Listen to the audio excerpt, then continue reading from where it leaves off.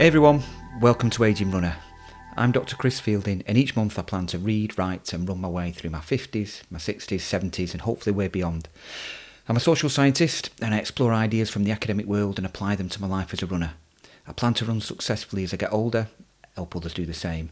So if you're watching on YouTube, you can also find this on most podcast platforms, and if you're listening, well, you can also find me on YouTube. All sources discussed are freely available, so that you can check them out yourself, and you can find the links at agingrunner.com. Hope you find them useful. So this is the fifth of these monthly podcasts. So what have we got this time? Well, we're going to catch up on one or two things. I'll let you know how my running's going. Then we're going to have a good look at an article that studied a group of athletes who were taking part in the Huntsman Senior Games, which takes place in Utah each year. And it's strange, it found that for some people, doing sport in a group makes them feel lonelier than playing on their own, which didn't seem right, but apparently so. Then I'll point you to a couple of other interesting things you might find useful. Here we go. So how have things been going? Well, last month I said that I'd sort of lost my running mojo, and I thought I'd found it again, but I've sort of had this sense of drift since the Chester Marathon, which I did in early October. And it's reflected in my monthly miles when I looked at it. I was a bit surprised. October and November, both were pretty much the same, just under 105 miles for each month. And that's sort of way down on the 200-mile months I'd been putting in prior to the marathon. But I think I'm coming out of that now. And I think it was probably just a natural thing when perhaps it's an age thing as well. Perhaps I'm finding that it took a bit longer to recover from the Chester Marathon than I thought. But I think I'm back on it now, and in December I'm heading for a sort of about 140, 150 miles for the month. And I've done my first track session. I think I told you that I'd joined another club as my second claim club, and that meant I can go to the track. It was terrific. It was really cold, a little bit icy. But it was brilliant. I was the slowest. There were 9 guys there, and I was slowest out of the 9 of us. But I really enjoyed it, and they're a great group. And I think that running with people who are way quicker than I am, it can only help. And health-wise, last month, I'd let you know I've been wearing a 24-hour ECG monitor, and I said I'd let you know how that went. And I've kind of been waiting for the results of that. But I haven't got them, but I was called in for a further scan on my heart, which was much more like an ultrasound that a pregnant woman may have. And it was incredibly thorough. It involved gel and all that kind of stuff. Somebody using a scanner and moving it across my chest, along my side, up on my throat and in my abdomen as well, which I wasn't expecting, which was really interesting. And it looks in much more detail at the way that the heart functions, particularly the valves. I don't have the results of that yet, but when I do, I'll let you know how things are going. Running wise, I've got a 10k coming up on the 30th of this month, and my aim when I first thought about that was to try and trouble the 40-minute marks, to sort of come off that Chester Marathon with a really good block of mileage. But like I said, I've drifted a bit. So I don't think my miles or my speed work or my diet, if I'm really honest, has been consistent enough for that. And talking just briefly of diet, I have been caffeine free for a couple of months now, and it's absolutely great that. And I went out last week and I had a coffee. I was in a group and somebody bought me a coffee, and sort of socially I decided I would drink it rather than not. And in the end, later in the day, I wished I hadn't. I could really feel it, and I don't miss that feeling at all. Alcohol, I've cut down so much. I did sober for October, and I really enjoyed that too. Cut way down, and really enjoying that too. But it's really highlighted that it's sugar that's my vice, and I think I'm an all or nothing person. And I think if I have one biscuit or one brownie, I've gone. And I've been on a couple of biscuit and brownie benders, which have lasted a couple of days. And I think I need to understand that better, because it's a big part of my life and it affects me. And I think there's a proper addiction in there somewhere, proper sugar addiction, which I probably need to look at and understand a bit better. A Coming up though, I think I've probably told you that there was a 50 miler that I'd had my eye on in May. Well, the registration opened a couple of days ago, and I just paid my money. So I'm in. And it's a new venture for me. But I think it's going to be all about the process and the schedule. And I'm really looking forward to it. And I'm looking forward to getting my miles back up there. But there's strength training in there too, which is not something I've ever really considered. And I think I need to investigate that a bit more.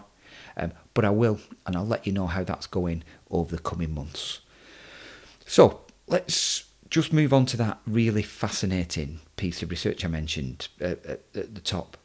Over the past few months, I've written and I've talked about experience of loneliness. I've written about it a couple of times, and it's resonated with quite a few of you. And we looked at an article together about an ageing fell runner called Anne, who'd felt that she was becoming invisible as she got older. And it resonated with me because I'd been to my local park run and I'd felt this acute sense of loneliness whilst I was there. And I'd resolved to do something about it. And this month I'd read this article that really piqued my interest. And it stated that for some people, particularly those who are shy, running alone can feel less lonely than running with a group. So how on earth can being in a group of people make you feel more lonely? But it did. It hit a nerve and it just really niggled, and I wanted to really dig into it. And I found this world, this academic world, that goes deeper than just people just being shy. And it looks at different types of social withdrawal in ways which are much more sophisticated than I'd imagined. And I could recognise myself in the personality types that they described. But in the end, I disagreed with the thrust of the article, which was the author's case for running alone sometimes. I just thought that was a maladaptive strategy, and I just thought we'd look at it together. So these authors, they surveyed 374 athletes at the Huntsman Senior Games. And the Huntsman Senior Games is the world's largest annual multi-sports games for athletes who are over 50. It takes place in Utah every October. It lasts 2 weeks, and the athletes compete in, there's over 30 sports represented. And what the authors did, they surveyed them using scales, Likert scales, which rated their perceptions of both the amount that they are socially withdrawn, which is sort of an umbrella term, social withdrawal, describing all top forms of sort of voluntary solitude, and how lonely they felt, or their perceived loneliness. And this social withdrawal and its association with perceived loneliness, it's a really well-established field amongst studies looking at children, adolescents, college students. But there's much, much less in the world in terms of studies of the older population. And shyness is a term that's often mentioned and thrown around, and it's taken as a personality trait. But some social withdrawal scholars look beyond just the term to consider more the motivation behind why somebody might choose to withdraw socially. And they looked at sort of a push and a pull between the motivation to approach a social group, because you have this strong desire to join a social group, and the opposing motivation to just completely avoid that kind of thing altogether. And what they do is they group people into 3 broad categories. There are those who are shy. So those people have a high motivation to join a group, but really a high motivation to avoid it as well. There are those who are avoidant. They just have a low approach. They don't really have a low approach motivation at all. They don't want to join the group, but they have a high motivation to avoid it. So those people are avoidant. And then there are those people who they describe as just unsocial. They're a bit ambivalent. They have a low approach motivation and a low avoidant motivation. They have no anxiety about joining a group, and they don't ignore it, but they have no real motivation for it. They can kind of take it or leave it. And it was fascinating because I've never really considered myself to be shy. But the author's definition really resonated with my experiences, because I'm highly motivated to approach groups sometimes and seek connection. but I'm also motivated to avoid it because I've got a fear and anxiety about doing that. And I think lots of people have, but we don't really talk about it too much. And using this model, shy individuals, they kind of experience this internal approach and avoidance conflict, and they've got that going on all the time. I feel that a lot, particularly when I'm new in a group that's got sort of long established relationships where lots of people are friends already, and when there's a lot of unstructured time and there's quite a bit of small talk, and I struggle with that a bit too. And I feel it most, I think, when I'm stood on my own and everybody else seems to be chatting, and I sort of feel self-conscious, and that my social awkwardness is out there for everybody to see. But I also don't want anybody else to feel awkward on my behalf. And sometimes the urge to just get out of there is so strong, and it might win the battle. And it might win the battle before I go, and I don't go in the first place, and I stay in.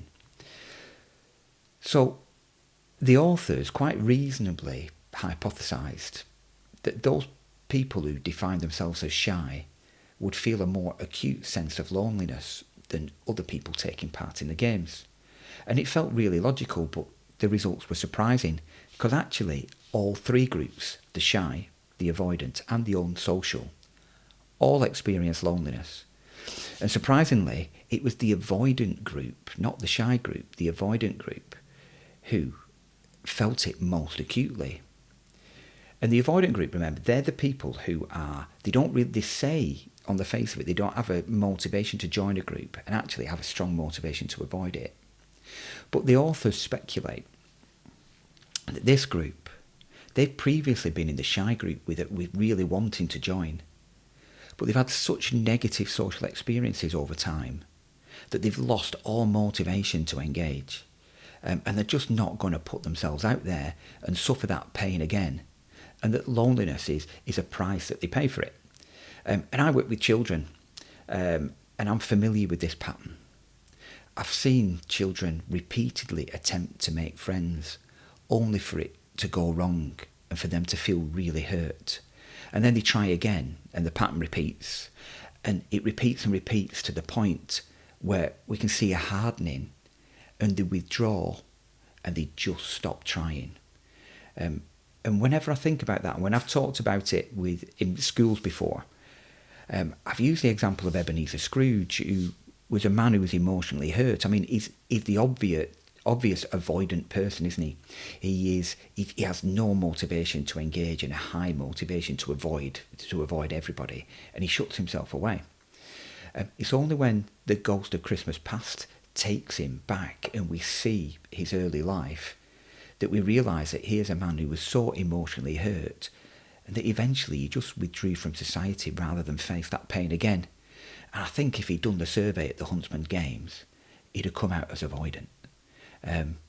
And also, interestingly, although not as strong, the association for the unsocial group and loneliness was still there. So this group have no motivation to make social connections, despite it not being an issue for them. They're not worried about it. But what on earth's going on there? Why on earth did that group of people feel lonely? And I think this is my speculation, not the authors. But I think that one possible reason for that might be that those people who don't have a strong desire to join social networks but don't have a problem with it probably get all the social interaction and all the social connection that they need through their existing networks that they're just a natural part of life as you get older and through your life course. Things like workplace, family, that kind of thing.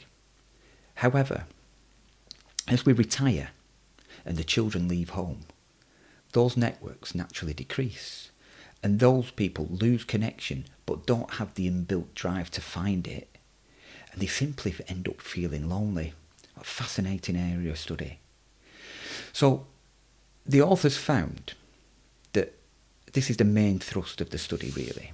The authors found that for shy and avoidant people, taking part in a group activity exacerbated their feelings of loneliness. They felt more lonely when they were in a group. than when they're on their own. And that resonates with me, doesn't it? And my description of being at park run amongst all those people, but feeling more lonely than if I was just going out for a run by myself. And the authors hypothesise that the thinking really is that this may be due to memories of past negative experiences being triggered. And it led to the authors stating that in these cases, there may be a case for playing alone. And I understand that. But I don't think I can apply it to my life as a runner.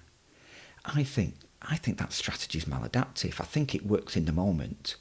But I don't think it's in my interest or in our interest in the long term. I mean, I want to engage, but in some situations, fear stops me. So I think I need to understand that better and overcome it rather than letting the motivation to avoid win the battle. I think I need the connection. I think I need to work through it. And I'm so glad I came across this article because it's opened up a whole new area of exploration. And I think as I get older, I'm going to need to build new social networks as my life shifts. And I've described that in past podcasts. I've made a good start. I'm a regular at my local running club and as a park run volunteer.